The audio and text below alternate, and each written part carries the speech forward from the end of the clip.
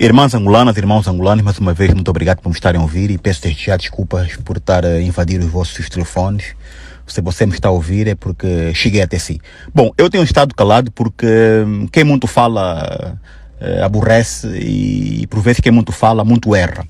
Mas eu tenho notado que há problemas no país que são graves, mas infelizmente está tudo num silêncio ensurdecedor. Ninguém diz nada e ninguém fala de forma clara. Então, em breves minutos, quero dar aqui a minha opinião sobre situações relacionadas com a sociedade, porque eu venho sentindo que a sociedade está doente. Está doente.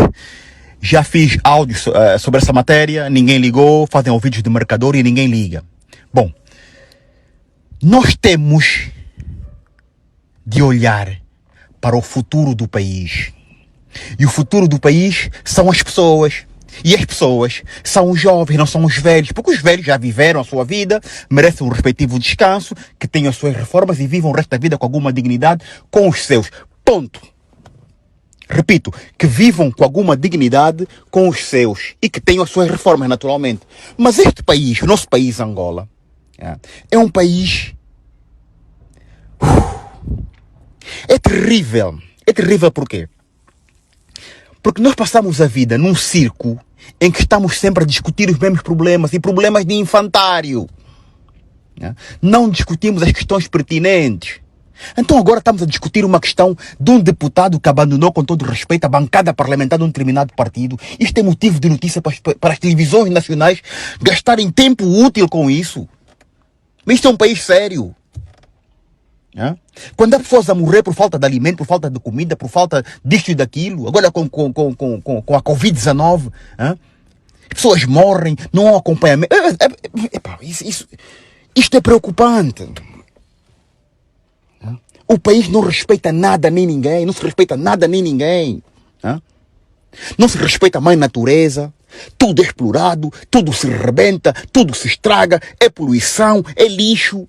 Tudo isso depois as forças reagem contra nós, as energias reagem contra nós.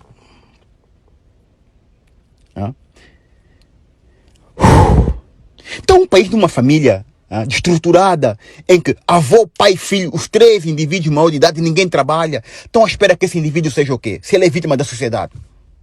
Ele não pode plantar flores, ele não pode dar abraços e beijinhos. É um indivíduo naturalmente violento. A sociedade abomina isso. Com razão, mas é preciso percebermos qual é a origem do problema para depois analisarmos as causas. Ninguém fala com ninguém.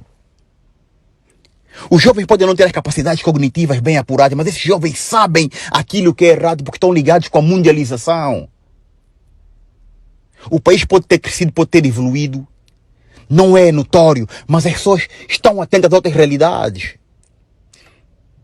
Esses processos de repúdio, subversivos, de manifestações, isso por quê? Porque o jovem pode estar em Angola, pode estar em Ouagadougou, pode estar em Oslo, pode estar em Berlim, pode estar em Moscovo, pode estar em Minsk. As razões, as motivações desenvolvidas são as mesmas. Lutar pelos seus direitos. Então, andamos aqui numa jogada circense, MPLA, UNITA. Nós precisamos de um governo de concertação nacional, um governo de salvação nacional.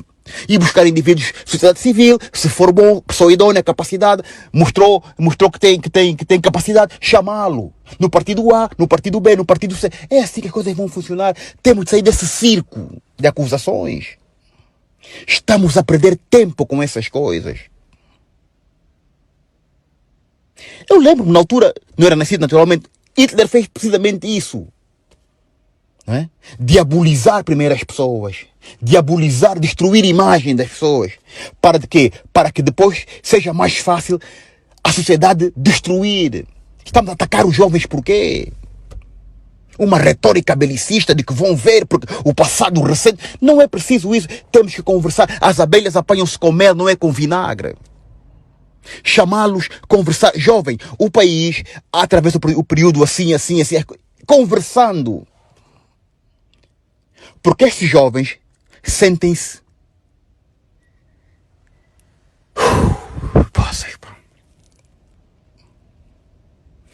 Não vai ser assim, meus senhores. Não vai ser assim. Com todo respeito, Mas nós temos de começar a fazer país. Nós temos de conversar, nós temos de nos encontrar como angolanos, falar abertamente. Não podemos criar aqui tabus entre nós. Presidentes de outros países, líderes políticos vêm, têm acesso ao Presidente da República. Como é que os nossos não conseguem falar com os nossos? Temos que falar de nós para nós. Os problemas de Angola serão resolvidos com soluções angolanas e pelos angolanos. É preciso pôr isso na cabeça. Os jovens estão assim, por quê? Porque há um vazio. Então, este espaço tem que ser ocupado. Este espaço como é que se ocupa? Ocupa-se com emprego, com ocupação. Um pai que não alimenta os seus filhos está completamente destruído porque não consegue cumprir com as suas obrigações naturais, que é de sustentar a sua família e os seus. É preciso perceber isso, quais são as causas. Ninguém está contra ninguém, ninguém está contra o A, o B ou C. Nós queremos que Angola não falhe, que Angola consiga entrar na rota do progresso para que todos vivam bem. Jovens estão ávidos para sair de Angola. Hã? Claro que não era para ser assim. Um país abençoado, o mais rico do mundo. As pessoas vivem numa penúria tremenda. O país está doente e ninguém diz nada. Sociedade altamente violenta. É preciso conversar com as pessoas. E quais são os elementos de caracterização de que a sociedade está doente? São estes. Bebedeiras, prostituição, confusão, insubordinação. São questões que têm que ser analisadas com olhos verdadeiros de quem quer ver. Esquecemos os dogmas, os princípios da retórica política, porque vão ver, porque... Não. Isso é uma sociedade completamente diferente. Um indivíduo que nasceu nos anos 90 tem uma forma de pensar diferente do indivíduo que nasceu nos anos 50 ou 40.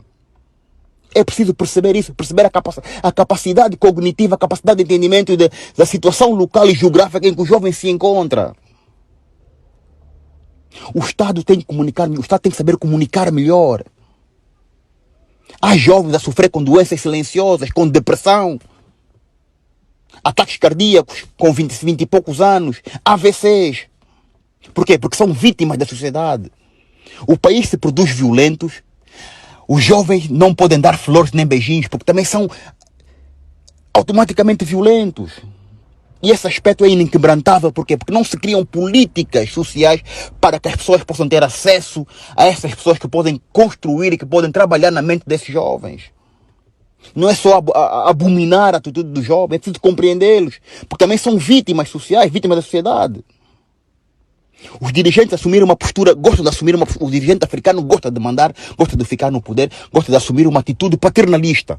Ora, muito bem, então se é paternalista, então que sustente os seus filhos, que sustente a sociedade, que criem políticas que possam gerar empregos para a juventude. É preciso perceber isso e alguém tem que falar isso com alguma sinceridade. Nós conseguimos perceber que nos processos capitalistas, no sistema da satisfação pessoal, enfim, todo mundo se preocupa com o bem pessoal. Mas a preocupação pessoal é importante, mas não podemos esquecer aquilo que é a satisfação do comum de todos. Não importa, estamos rodeados de ouro e de luxo, se o nosso vizinho ao lado vive mal, se padece. A reação normal é ele um dia pular o muro e vir buscar aquilo que nós temos em demasia. Todos nós queremos viver numa Angola decente. É o mínimo que se exige. Agora, os chicos espertos, bocas de aluguer que andam aí a criar intriga. O país não pode viver assim. Nós temos que estar em paz. Pobres, mas em paz. Eu repito, estes jovens, a melhor forma de mantê-los calados é mantê-los ocupados. Isso é fácil, não é? Mas façamos alguma coisa neste sentido.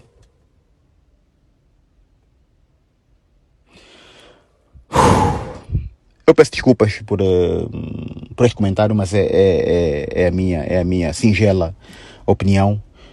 Por hoje fico por aqui. E já também aos angolanos e às angolanas, um dia de independência muito feliz. Que seja um dia de reflexão. Porque eu não sei bem o que é independência, mas sei o que é a dependência. Um abraço.